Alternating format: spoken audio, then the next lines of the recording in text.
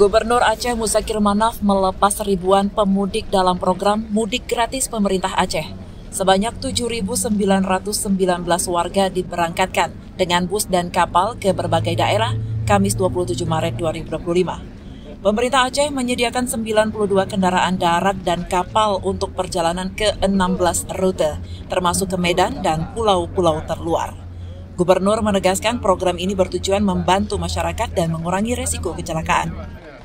Karena itu kita seperti dikatakan Al-Quran, seperti kita baca tadi, Allah akan menuju untuk membahagiakan semua rakyat, ya, untuk kesejahteraan rakyat, seperti itu. Ya, terima kasih.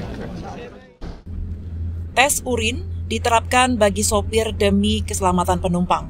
Kadishub Aceh berharap program ini terus berlanjut dan lebih banyak pihak berkontribusi. Mudik gratis berlangsung 2 hari, 27 dan 28 Maret. Semoga perjalanan Anda lancar.